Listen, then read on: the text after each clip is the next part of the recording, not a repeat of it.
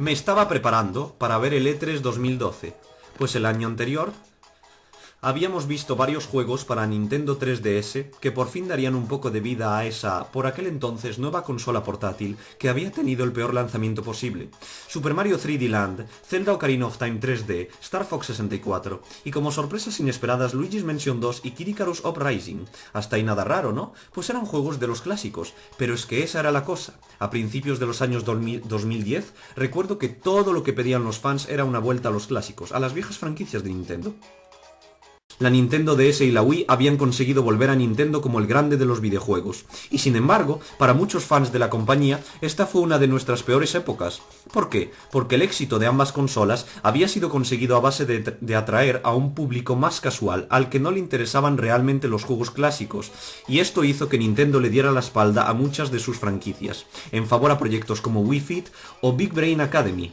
Había disfrutado mucho de juegos como Mario Kart Wii o Super Smash Bros. Brawl, pero estaba claro que se echaban en falta las viejas franquicias como Donkey Kong o Star Fox. Durante los últimos años de la Wii, la popularidad de los controles de movimiento había caído en picado, y solo fue ahí cuando Nintendo decidió poner a día sus viejas licencias. Con juegos como New Super Mario Bros. Wii, Donkey Kong Country Returns, Kirby Return to Dreamland, empezarían a hacer otras compañías con títulos como Rayman Origins. Perdonen si me voy por las ramas. En todo caso, aquel año 2011, muchos fans tenían ganas de olvidarse de los juegos para perder peso y tener un nuevo comienzo donde Nintendo no ignoraría su pasado. Y la Wii U, la que sería la sucesora de la Wii, tenía ese objetivo de atraer tanto al público casual como al gamer. Y eso me dejó soñando durante unos cuantos meses. Yo nunca había sido un verdadero gamer, y creo que nunca lo seré, pero sí que me gustaban mucho los juegos clásicos, y me alivió que el futuro de los videojuegos no fuera como la Wii. Pasaban los meses de espera hasta el E3 2012, y para colmo, aquel año se me estropeó la Wii. Calypsy se ofreció a repararla, pero al final quedó peor de lo que estaba. Tuve que rellenar ese vacío jugando a las viejas Nintendo 64 y GameCube. Por fin el E3 2012 empezó de una manera que solo podía imaginarme en sueños. Miyamoto salía a anunciar a Pikmin 3, como un loco, tenía ganas de tirarle un Pikmin a la cabeza al público y todo. Al parecer sería un título de salida para la Wii U. El apartado gráfico se veía mejor de lo que hubiese imaginado, pero lo más importante era ver cómo se cumplía una promesa de una tercera entrega para esta saga. También tenía New Super Mario Bros. U, y me pareció malo, demasiado parecido a New Super Mario Bros. Wii para convencerme, pero el caso es que sería un juego de Mario de lanzamiento con la consola. Nintendo Land parecía un juego ok, divertido en compañía, pero pasar el resto de la presentación mostrando cada jueguecito que tenía fue un error. Junto con estos juegos aparecería unos cuantos third parties como Zombie U, que pretendía combatir la fama de casual que tenía Nintendo. Bien, a partir de diciembre, la Wii U ya había salido en las principales regiones del mundo. Sin embargo, yo aún no me haría con una, todavía estaba esperando a ese Pikmin 3, que se había retrasado otra vez. Los únicos first party que recuerdo a la salida eran New Super Mario Bros. U y Nintendo Land, pero había un buen puñado de juegos como Batman Arkham City, Assassin's Creed 3, FIFA Soccer 13... Bueno, me parecía bueno para aquellos que querían darle una oportunidad a la Wii U como una consola para hardcore gamers, o como se diga, aunque al final ya veríamos que el soporte de third parties pronto cesaría, y la Wii U, a causa de su hardware, marketing y funciones, no hizo más que consolidarse como una consola cuyo mando alejaba al público casual, pero tampoco tenía lo que un gamer deseaba, y pues terminó como consola exclusiva de aquellos fans que todavía jugaban a este tipo de juegos. Sí, habría algunos juegos buenos, pero los males de la consola lo harían una compra arriesgada. Pero bueno, ahora que quité esto de en medio, sigamos con mis memorias.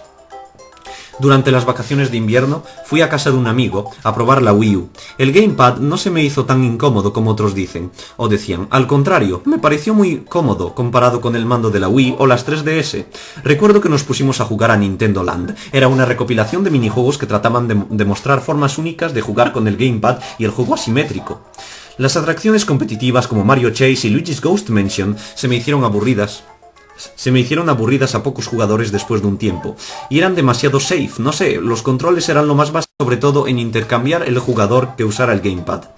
Fue cuando llegamos a las atracciones en grupo que lo pasamos mejor, el juego de Zelda. El jugador con el gamepad lanzaba flechas mientras que con el Wiimote dabas mandobles. Por desgracia, hacía que los personajes se movieran automáticamente, lo cual hizo que la experiencia tediosa lo cual hizo que la experiencia fuese tediosa, porque al no poder explorar libremente, te encontrabas luchando con enemigos o caminando hacia peligros que realmente podían enfrentarse, de mejor manera si nos dejaran mover, además de necesitar el accesorio Wii Motion Plus para los espadachines. El arquero fue lo peor para mí. Se quedaba quieto mientras lanzaba flechas, y siempre terminaba rezagado cuando lo necesitaban. Hubo momentos divertidos, pero venían de nuestros fails. Hasta ahora eran juegos que eran demasiado complejos para los casuales, pero demasiado simples para cuando los entiendes, para cuando los manejas bien. Menos mal que después pasamos a Pikmin Adventure y Metroid Blast, las otras dos atracciones en equipo. Estas dos sí se sintieron como juegos dentro de un juego, ya que había varios niveles, modos de juego cooperativo y competitivos, y controles que permitían suficiente libertad para que cada jugador tuviera su estilo de juego. Hicimos varias misiones de Pikmin Adventure, al fin y al cabo también esperábamos Pikmin 3, y luego pasamos a Metroid Blast, donde vi que se necesitaba el Wii Motion Plus para jugar con los mandos de Wii, una tontería ya que ese juego no necesitaba una gran precisión con el sensor para apuntar, y si no lo tenías te quedabas sin un juego completo. Bueno, el gamepad actúa como la nave de Samus, pero es un poco torpe con el control, lo interesante era ser el combatiente. En fin, después de esto probamos New Super Mario Bros. U. Era todo lo que esperaba. Mismo gameplay, mismos modelos de personajes. Lo único que había cambiado en el modo principal era el diseño de niveles y los fondos, que eran más interesantes. Pero ahí estaba todo. Aún así tuvo un buen tiempo con ese Mario. Llegamos hasta Bowser, con muchos momentos divertidos y alocados, claro, pero no pensaba comprarlo después de tener el de la Wii. Hablando de Wii, ya tenía información de que la Wii U era compatible con la Wii. Si hasta usa mandos de Wii para juegos Wii U y todo. Pero lo que no sabía era que había literalmente una Wii dentro de la Wii U. Podías ir directamente al menú de la Wii original, la consola virtual, el canal de fotos, las funciones online, todo estaba ahí. Solo faltaba la compatibilidad para GameCube. Supongo que podía soñar. Los siguientes meses los pasaría esperando un momento para coger la Wii U. Miraba noticias y datos en internet sobre algunos juegos. En marzo del 2013 compré una Wii U negra. Pikmin 3 no saldría hasta cerca de agosto, pero igual quería ir preparándome, y lo primero que hice fue jugar a la Wii. Sí, al igual que hice con 3DS, quería ver cómo se veían los viejos juegos antes de pasar a los Big Boys. La calidad me parecía la misma, y todos los periféricos también eran compatibles, pero era un gusto volver a jugar a juegos como Brawl o Mario Kart Wii en línea después de un año desde que mi Wii había dejado de funcionar. Pasé unas cuantas horas en cada uno de esos viejos juegos.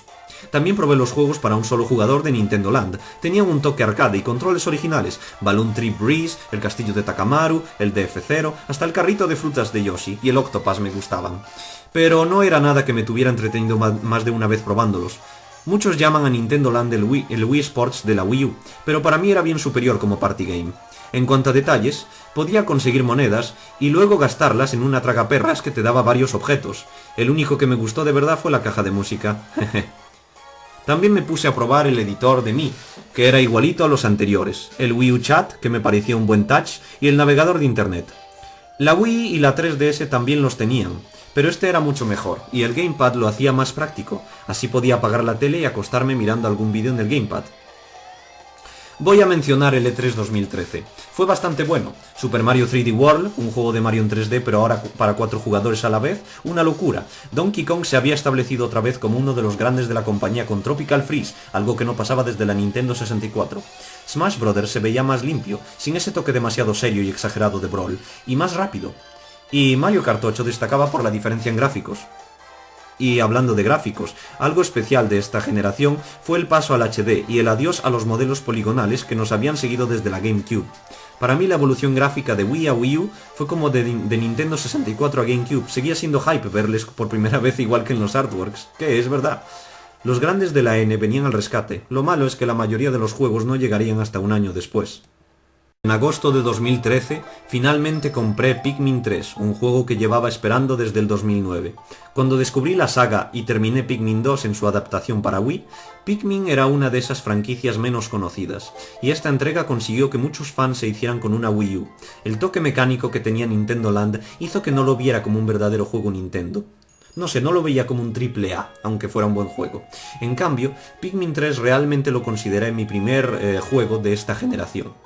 Los gráficos eran muy buenos, el apartado sonoro tenía buena ambientación, me encantó su presentación. Es esta mezcla de avance hacia el realismo, combinado con la evolución de una saga clásica, es decir, el poder ver a los antes poligonales Pikmin en este estado que parecía tan natural. Era como si todos los juegos de Nintendo hubieran sido pensados para verse así.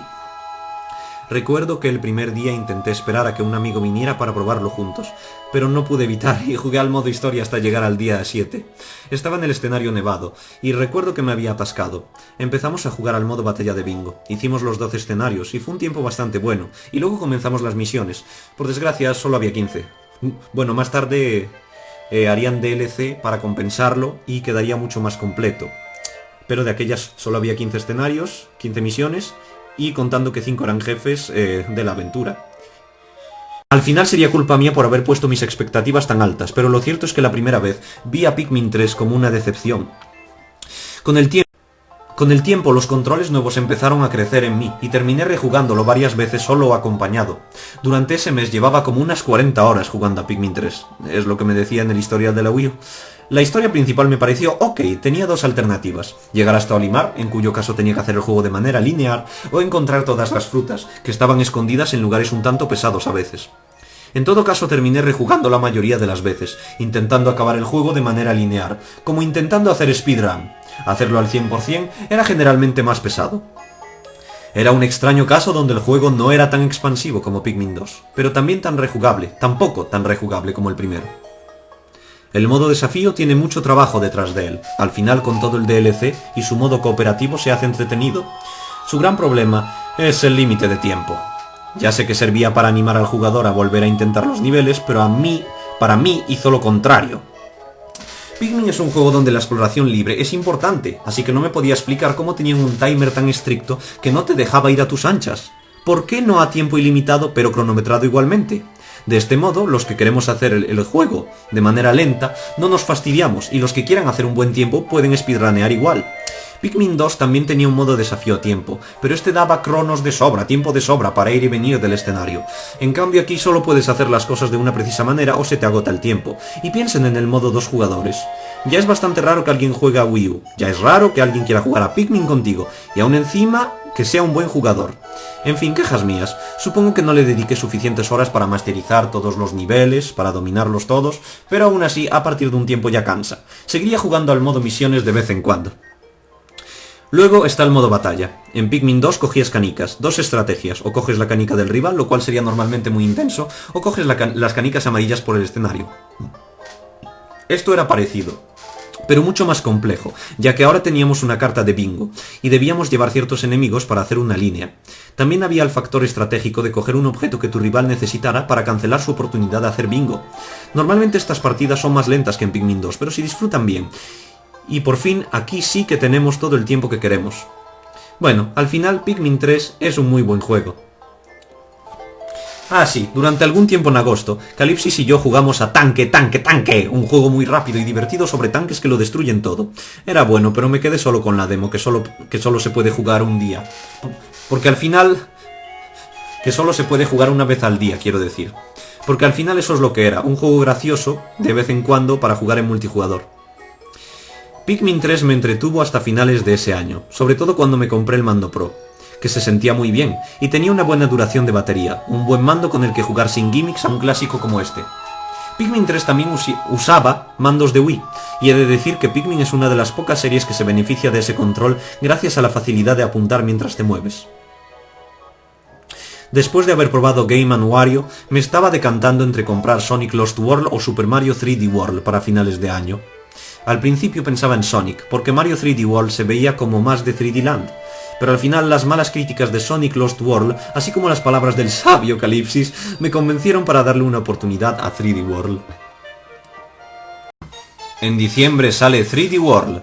Al principio fue triste cuando lo empecé a jugar solo, pero luego ya me compinché con amigos y familiares y recuerdo que estaba borrando y empezando partidas con cada grupo distinto. Me acuerdo en especial en casa de uno de mis amigos terminando con Bowser y entrando hacia los mundos secretos. No dejaban de ocurrir locuras y fails por todos los lados. Era todo frenético. Estabas en un castillo de Bowser y ahora en el espacio. Estabas con un traje de gato o tocando paneles encima de una figura de Mario en 8 bits. La gracia de 3D World no vino de lo sorprendente o nuevo que era. ¿Qué va? Si era lo más familiar que había. La diversión era que este se sentía como el verdadero juego de Mario que siempre fue.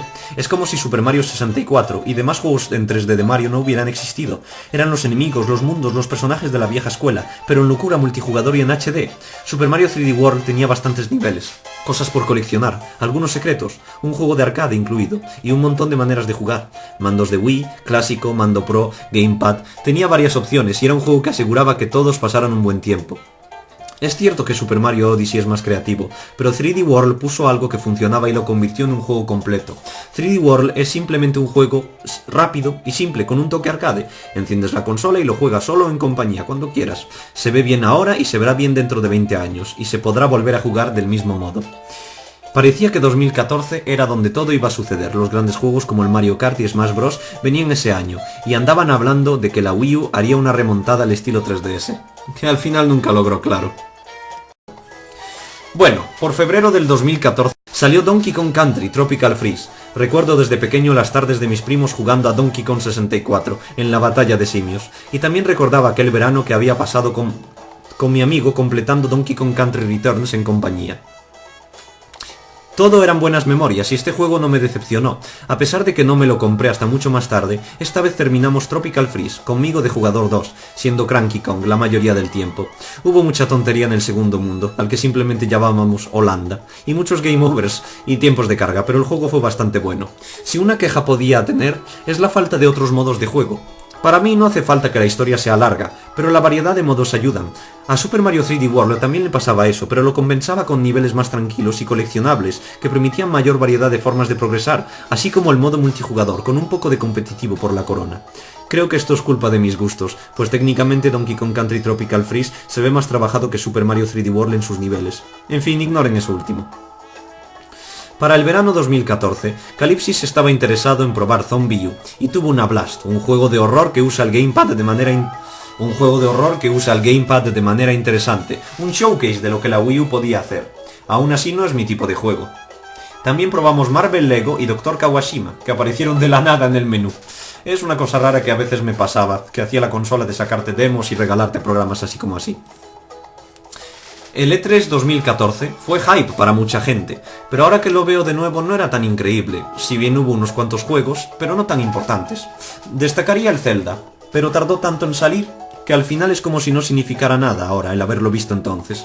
No me preocupaba el juego de Captain Todd, Smash Bros. Ya había sido anunciado el año pasado, y a pesar de que me gustaba que Yoshi tuviese un juego otra vez para una consola de sobremesa después de tanto tiempo, era uno de mis personajes favoritos de pequeño, tardó años en salir finalmente. Bueno, pues no era tan genial, pero de aquellas estábamos todos hypeados, simplemente porque esto mostraba que Nintendo era persistente, incluso admitiendo que la Wii U era un fracaso. Me gustaba ver el esfuerzo y al mismo tiempo, como yo nunca había tenido muchos juegos para cada generación, no me importaba mientras lo que llegara fuese. Y más tarde compré Mario Kart 8, el juego que más vendería de Wii U con 8 millones de copias, en una consola que solo vendió 13 millones. Era un gran juego, en cuanto a contenido era similar a Mario Kart Wii, excepto las batallas, de las que no quiero ni hablar. El online era bueno, de 1 o de 2, y el apartado gráfico había sido una gran evolución desde Mario Kart Wii. Ya no volveríamos a ver esos modelos poligonales que recordaban tanto a Double Dash. Hice la mayoría de los Grand Prix con un poco de ayuda de Calypsis, y creo que pasé unas 26 horas enganchadas a Mario Kart ese mes de junio. Al principio se me hacía corto que Mario Kart 8 andara siguiendo la regla de las 4 copas nuevas y 4 copas retro, pero con el DLC se añadieron 4 copas más, varios vehículos y Link. Podías conducir ahora con Link, los aldeanos de Animal Crossing o Bausitos. Y si ya era una locura ver a Link dando mandobles por las rampas como si fuera a degollar a alguien, más tarde llegaría el modo 200cc, que aumentaba la velocidad a niveles que obligaban a cambiar la manera de jugar, utilizando esos frenos en las curvas y no gastando los turbos en cualquier sitio. Mario Kart 8 es un gran juego, aunque no lo veo como el Mario Kart definitivo. Pasé muchas horas en el online o jugando local con amigos. Para finales de 2014 estaba preparado para Smash en la Wii U. No iba a tener modo historia, pero su gameplay iba a ser más rápido y equilibrado que el de Brawl. Todo esto unido a los nuevos personajes, objetos, escenarios y demás. Smash 4 me parecía la verdadera versión moderna del Smash Bros. Original para la 64, ya que el tono más desenfadado, colorido y alocado de esta cuarta entrega encajaba mejor con el primer juego que con la versión de Wii. Lo primero que hice cuando jugué por primera vez fue jugar solo, contra cada uno de los personajes en CPU. Lo digo en serio, nunca dejaría de ser uno de esos que juegan por diversión, como dice el propio juego, pero Smash 4 me dio ganas de jugar de manera más competitiva. Y recuerdo que al principio no daba vencido a Little Mac, pero con el tiempo aprendí a aprovecharme de su recovery. Y después me adentré en el online, y al contrario que en Brawl, aquí sí que pude tener buenas peleas. En serio o por diversión, 1 contra 1 o por equipos, tenía lo que necesitaba y lo aproveché bien, si hasta había apuestas y todo, y a Calypsis le gustaban bastante. Aunque estaba gastando mi dinero, claro, mis goldones.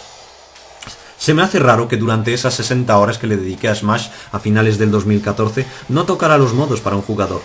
Lo pasé todo en Smash y en online y me di de cuenta de que mi forma de descubrir los juegos había cambiado. De pequeño recuerdo que antes de pasar al modo multijugador en Super Smash Bros. Melee, había hecho todos los modos clásico, Adventure y All Stars de cada personaje uno por uno, las dianas y las misiones. En cambio aquí dejé eso a medias porque simplemente me divertía más el Smash normal. Super Smash Bros. Para Wii U se me hizo muy grande y completo. 2015 fue la continuación de una consola que todos sabían que era un fracaso, con una esperanza de encontrar algún juego de vez en cuando. Por mi parte, es cierto que era molesto ver a la Wii U ser un fracaso, pero andaba centrado en otras cosas. Para diciembre del 2015 pasé unas navidades con algunos primos y jugamos otra vez a esas partidas de Smash y Mario Kart 8. Qué pena no tener nada nuevo, pero al menos compré Ice Climbers y Super Mario Kart para la Super Nintendo, dos juegos clásicos de la Virtual Console de la Wii U. La consola virtual era muy completa a este punto, con juegos para NES, Super Nintendo, Nintendo 64 o Wii, incluso juegos de Game Boy Advance y DS, qué raro jugarlos en el Gamepad. Le hubiera sacado más partido a la consola virtual, pero no encontraba muchos juegos que me gustaran o me interesaran y ahorraba para cosas más recientes. De todos modos, yo suelo querer los juegos para su consola original si puedo, siempre que pueda. Me gusta el original feeling. Perdón. En julio de 2016, los rumores sobre la nueva Nintendo NX eran cada vez más enigmáticos. Que si la consola tendrá esta forma, el mando está aquí en el leak. Ya sé que esto suele pasar con todas las nuevas consolas, pero el fracaso de Wii U lo hacía más importante todavía. Algunas bocas decían que Nintendo iba a quedar como Sega, haciendo solo juegos. Una vez más. Pero eso tampoco era verdad. Al fin y al cabo, tenían a la 3DS que seguía siendo un éxito. Aún así nos preguntábamos qué le quedaba a Nintendo después de esto. Las sucesoras de la DS y la Wii fueron inspiradas por estas, y utilizaban diseños y conceptos similares. Ahora parecía el tiempo idóneo para cambiar de imagen. En cuanto a mí, también esperaba la NX, pero como iba a tardar su tiempo decidí gastar algo en juegos que me gustaban de Wii U, pero que no pude tener yo. Me compré Mario Tennis Ultra Smash. Sí, había pasado un buen tiempo desde el lanzamiento, y sí, estaba al tanto de las críticas en cuanto al contenido del juego, pero no me importaba, estaba centrándome en el gameplay y me pareció bueno, mejor incluso que el del anterior juego para 3DS. De hecho, lo jugué con Calypsis unas veces y era adictivo. Si hasta hicimos un fin de Calypsis sobre ello cuando lo cogí. Y bueno, sí, era un juego muy divertido y adictivo a pesar de su simplicidad. Era el juego multijugador que me faltaba.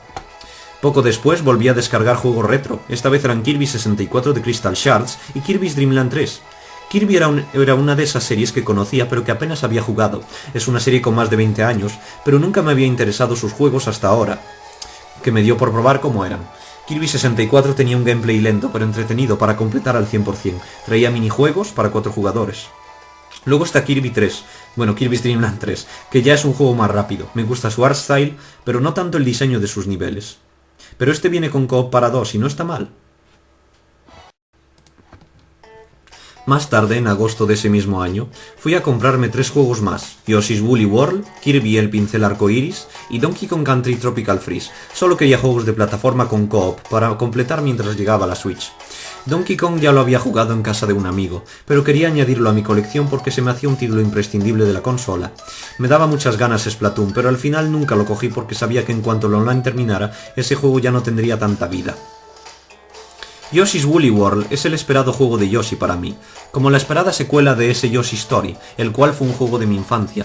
Yoshi solía ser mi héroe favorito, pero al estar siempre pegado a Mario, por así decirlo, nunca pudo expandirse como lo hizo Donkey Kong. Y acabó con una serie de juegos más bien pequeños y experimentales, donde lleva a un bebé a sus espaldas. Y pues me gustó verle aquí, sin bebés, con un look de lana, bien distinto del usado en Yoshi's Island, pero con gameplay similar, y evitando que el juego fuese corto como Yoshi Story, o pareciera una tech demo como Yoshi Touch and Go. Es un buen juego, y aunque ahora ya me interesan otras franquicias más que esta, el niño que llevo dentro está contento de ver cómo Yoshi tuvo uno de los mejores juegos en una consola de sobremesa después de tantos años.